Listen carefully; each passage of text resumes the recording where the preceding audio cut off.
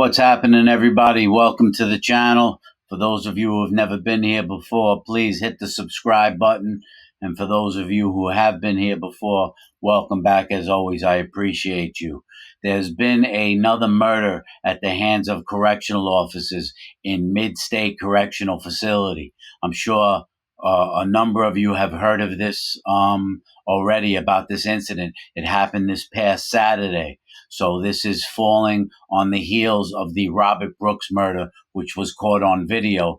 Thank God that was caught on video, because they probably would have never come to light, and it probably would have not sparked the constant and consistent aggressive behavior of the correctional officers in the prison system. So before I get to the actual murder and who was murdered, I'll tell you a little bit about this facility that I was personally in for several years. I did several years inside of Mid-State Correctional Facility. Mid-State is a medium security prison. It is across the street from Marcy, New York, where they killed Robert Brooks. And Mid-State also has a maximum security section inside of it. It's called S Block. It is an SHU unit, which is a special housing unit where prisoners are being confined for long-term confinement for disciplinary reasons. That's what the S Block is. And the prisoners are double bunked in cells. They are two-man cells.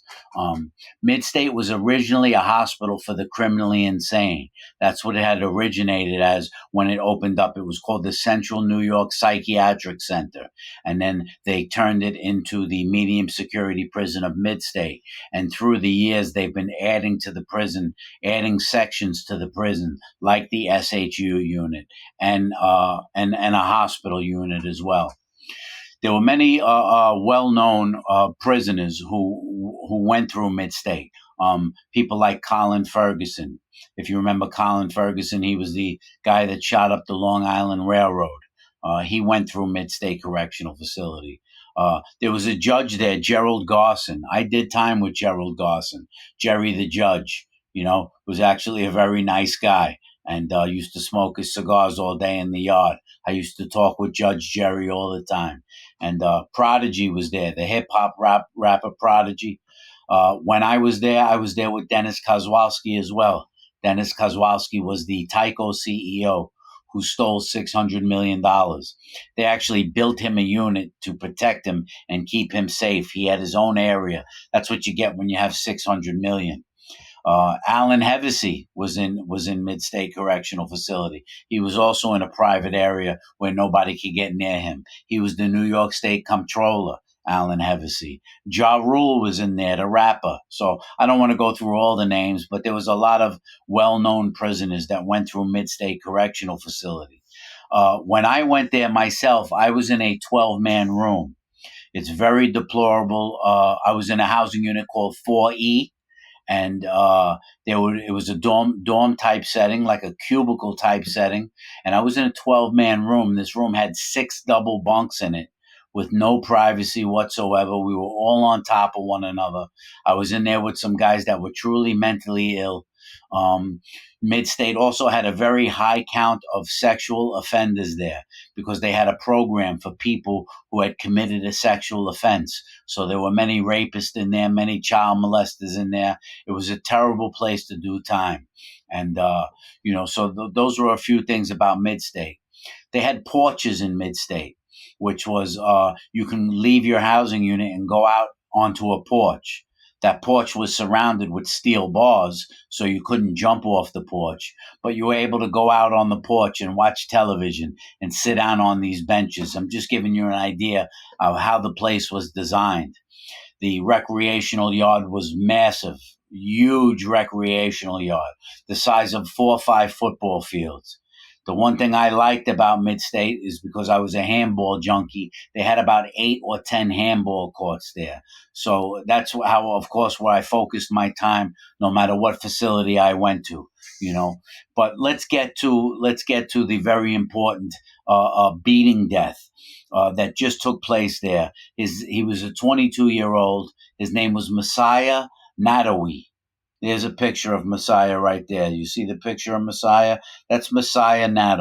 He was 22 years old, and members of the CERT team, which is correctional officers that are part of the emergency response team, just stomped him to death and beat him to death. There were 9 witnesses to this beating.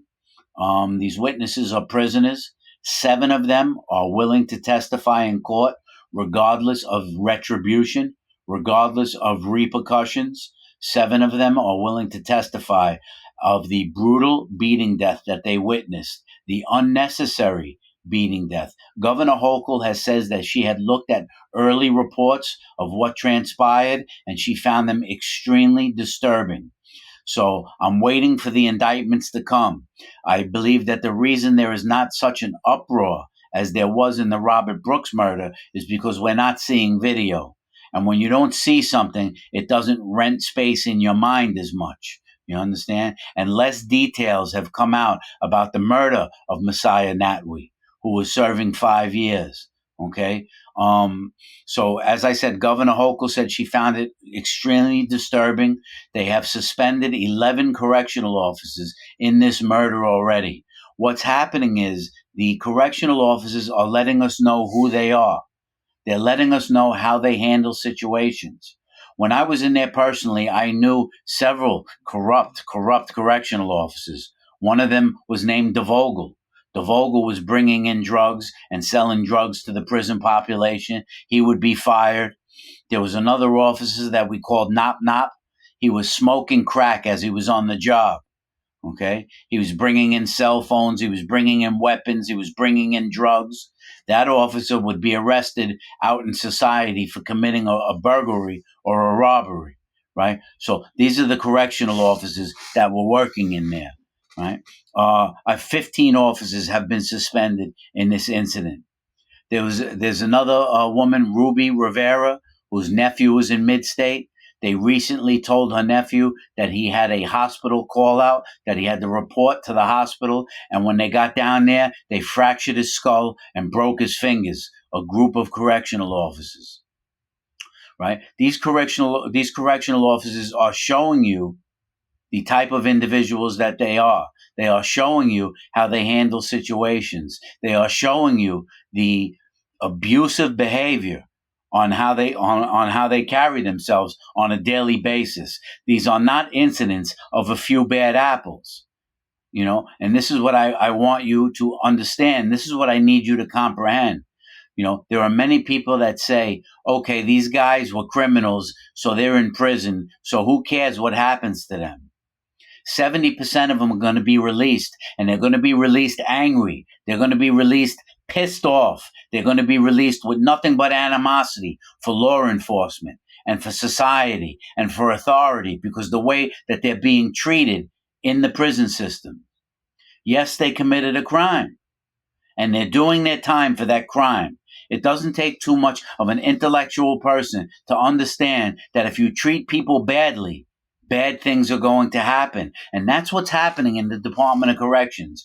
Prisoners are not attacking officers, right? Like they claim. Does it happen? Yes, but those are exceptions to the rule. I lived in prison for 17 years.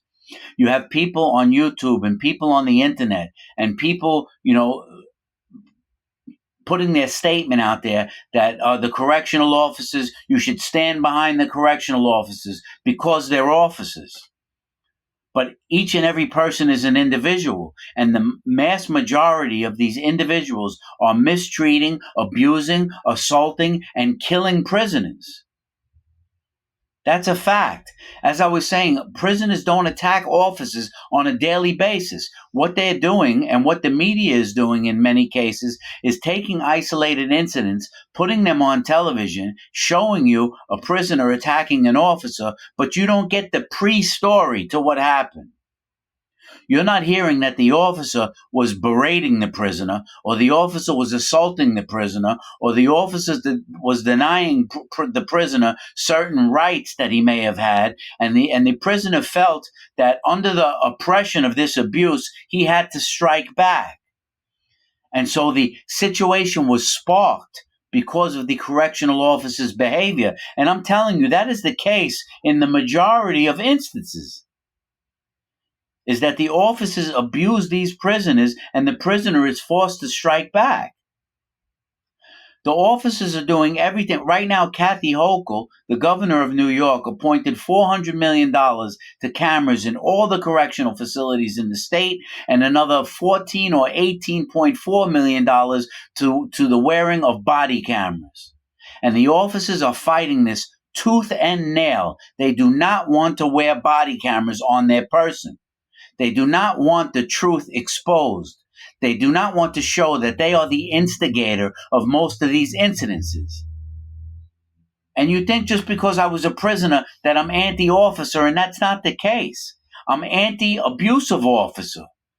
I have no problem with an officer who wants to do his time, just like prisoners should just do their time, right? But the way that the officers are handling these situations are completely out of control. They are showing you who they are, and they don't want these body cameras.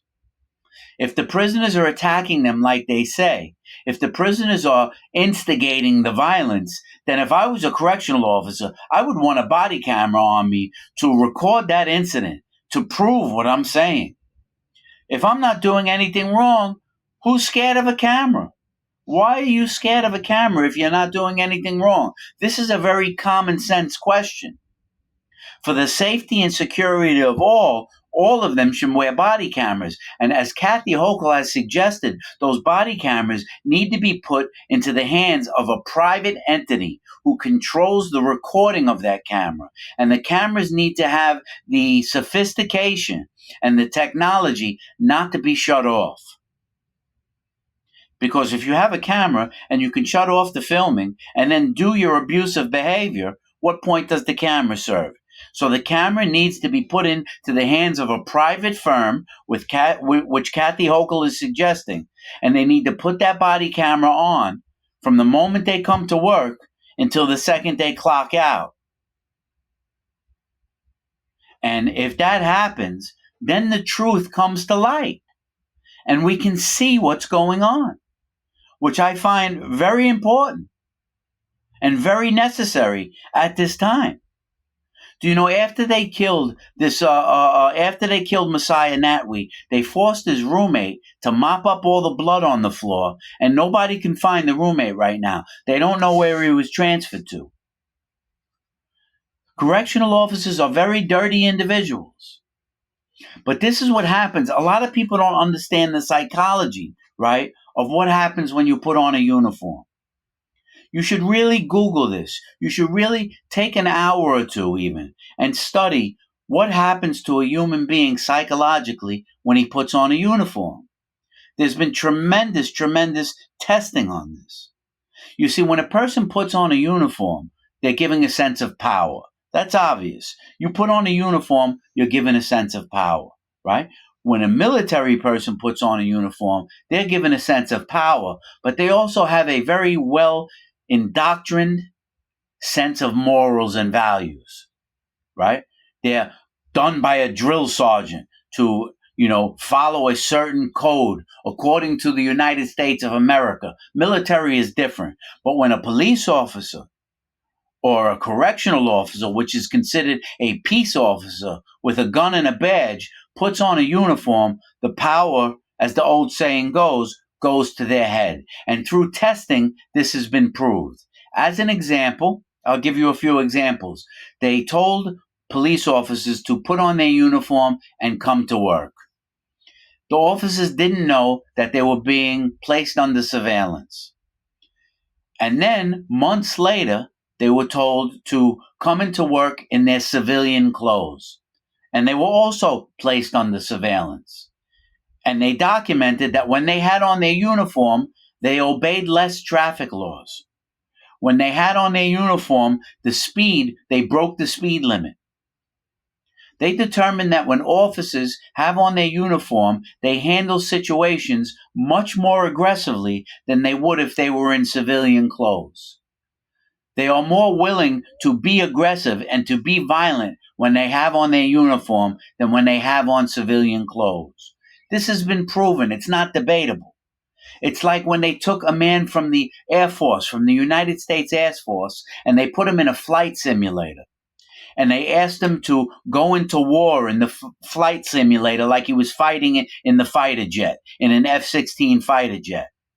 And when he had on his uniform, he performed at a much better rate than when he had on his civilian clothes, because his senses were so much more alert when he had on the uniform. A uniform does something to human beings. Power does something to human beings. We could look at our politicians, many of them, and see what they do with power. They become corrupt when they have power. They accept bribes. They take money under the table. They stick money in their freezer. Power does things to people.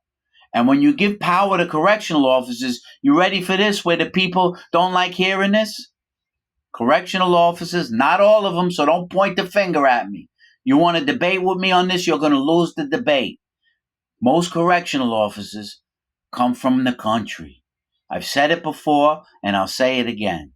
And who knows what they did before the prison was built in their communities. A lot of them worked on the farm. A lot of them were hunters and farmers. This is why when they were striking, you saw them out there in their camouflage clothes with their faces covered on their illegal strike, drinking alcohol, screaming, "We want solitary." They just want to be able to lock everyone up. Country boys, upstate. These country boys weren't employed with a secure job until the prison was built there, and it employed 600 men in the community. That's a fact.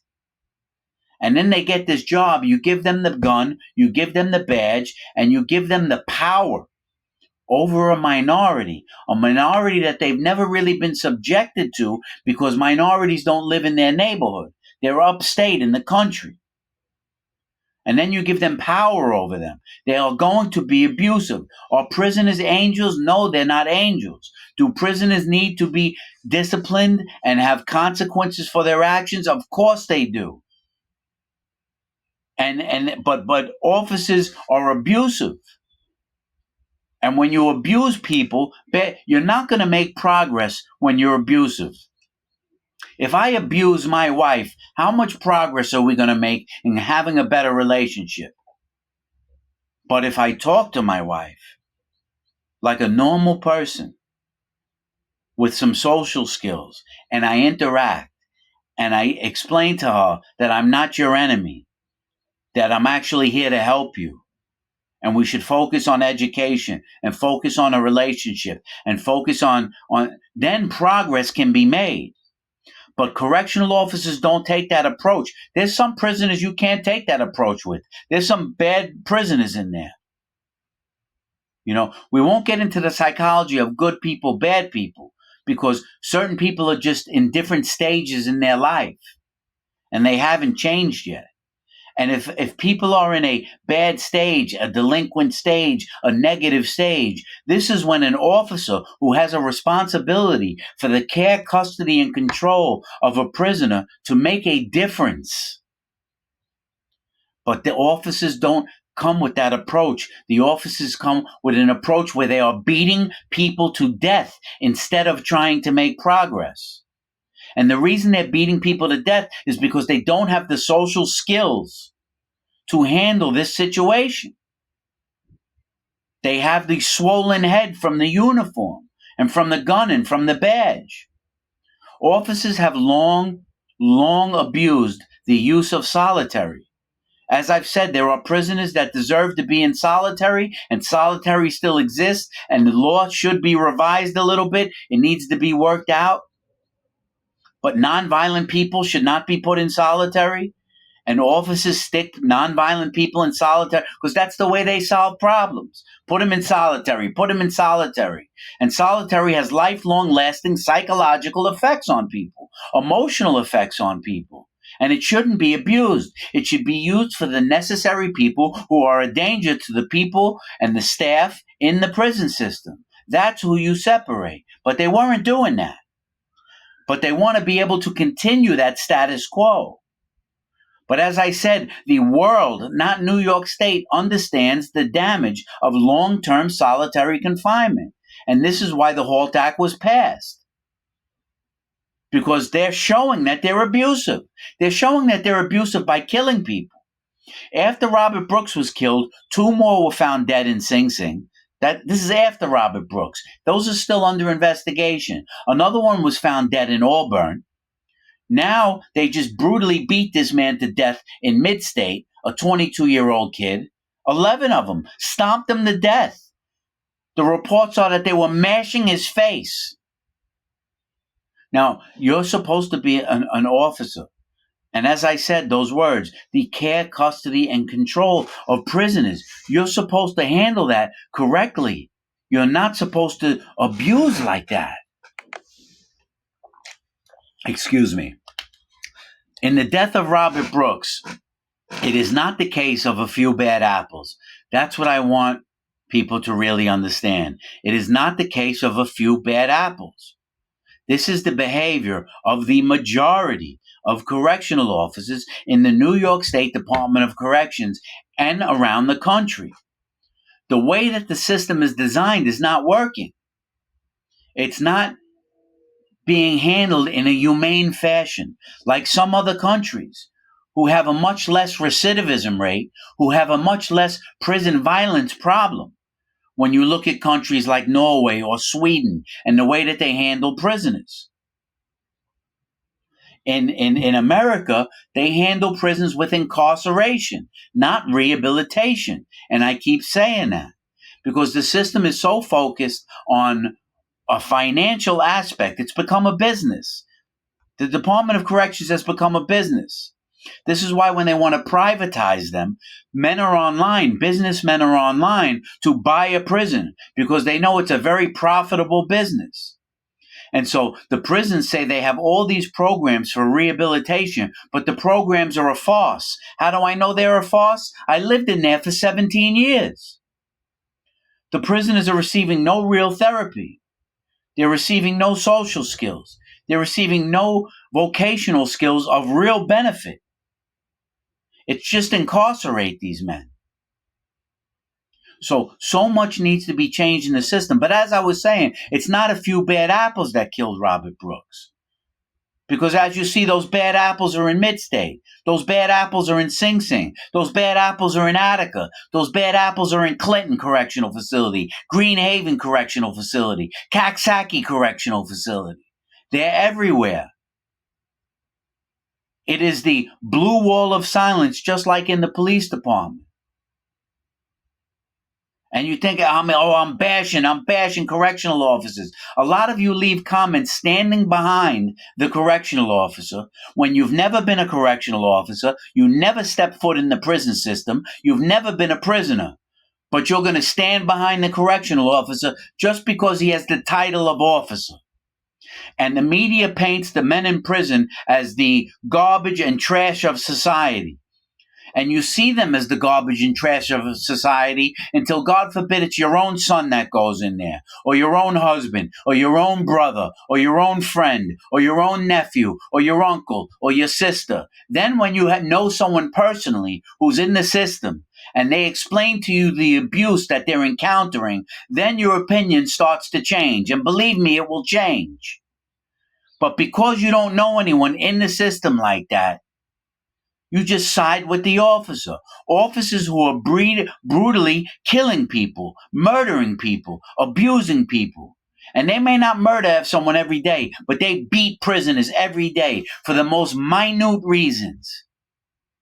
They beat prisoners for looking at them wrong. I've seen prisoners beat over a can of soup. The prisoner goes down to the package room. His mom or dad or his friend or his wife mails him a package.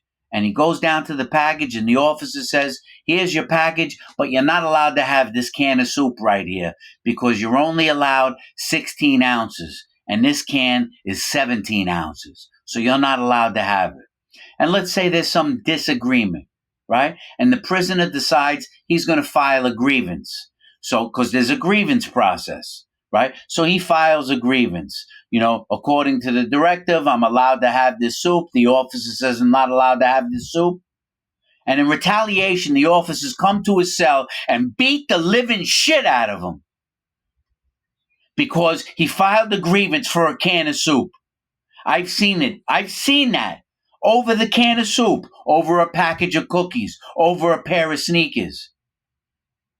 You're walking down the hallway as a prisoner to go to the yard, and the officer turns around and says, "What the fuck are you looking at, asshole?" That's the way they handle situations. That's the way they talk to you. How are you going to make any progress like that? You have to understand that the prisoner in a male institution, the prisoner is a man as well. He's a man. He's a human being. And a man will only tolerate so much abuse. A man will only tolerate a guard talking to him and berating him and putting him down only so much before he feels like he has no choice but to react or respond. There are some bad prisoners, man. I'll say it again. So you handle them in the correct fashion. You put them in solitary confinement. And if a prisoner is stabbing someone or cutting someone and he's that bad, no, 15 days isn't enough. Give him 6 months in solitary confinement if he stabs someone. I'll agree with that. But when you put him in solitary confinement, don't strip him of every single thing he has. Don't put him in an empty room with no personal property, with the light on 24 hours a day and a solid door shut. Because that's not solitary. That's torture now. And that's what the World Health Organization and the country has said. And that's why they created the HALT Act. If you need to remove a prisoner who stabbed someone, right, then you remove him from the general population. You remove him from being a danger to staff, and you remove him from being a danger to other prisoners, and you stick him in the general population. You stick him in solitary. But you allow him to have control over his own light switch. You allow him to have some commissary. This way, he can get the proper nutrition. It's not a reward. You've removed him from the general population. You can take his visits. You can take his phone privileges. You can take other privileges. But allow him to have some personal things. Allow him to have access to his own light switch. Allow him to have access to some proper nutrition instead of just the meals that they slide through the door, which a 200-pound man can starve from. Don't make it torture. The idea is to remove the dangerous prisoner, not torture him. So that's an answer to how solitary can be revised. If you have people that are so dangerous, that are attacking officers, that are stabbing people, and you want to remove them for 6 months after a hearing, 8 months, 5 months, whatever it may be, I could sit down and have that debate. But don't put them in an empty room with torture. It's not about torturing the person. That doesn't teach a lesson. That causes psychological, emotional, and mental damage, as well as physical damage to the prisoner, who will then get out of solitary confinement and be a different human being. And that's what you're creating. So no nonviolent offenders should be put in solitary. They can lose their phone, they can lose their visits, they can lose their packages, they can lose their commissary as punishment for nonviolent offenders. Because they're not a danger. But the violent offenders, as I said. So the Solitary Act can be revised, but you can't just give solitary to the use of correctional officers at their own whim, because they're showing you through their behavior how abusive they are. So this is a very big problem. They just murdered this guy again. And it's not on video, so you're not hearing of it. But Governor Kathy Hochul needs to indict. There needs to be another indictment. I'm sorry that we have to go through it again, but there needs to be another indictment of the mid-state correctional facilities, right, officers that stomped this guy to death. There's 9 witnesses. You know, a lot of people don't understand, man. A lot of people don't understand. I'm gonna wrap this video up, but I hope that you learned a little something and have a different perspective, because there's 2 sides to every story. There's 2 sides to every story. Let me end with one of my favorite little songs right here. Where's my song?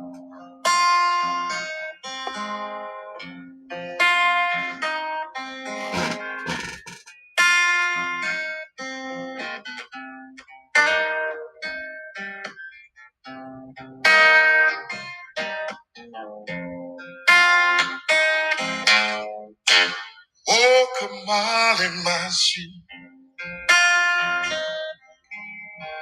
then you know how I walk a mile in my shoe.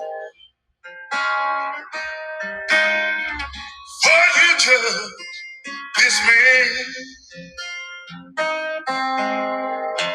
if you walk in my shoe, you might understand. I'll see you guys later. Always try to tell me, walk a mile in someone's shoes, and then you'll understand how they feel. The system needs to change, man. People need to stop getting killed. People need to stop dying.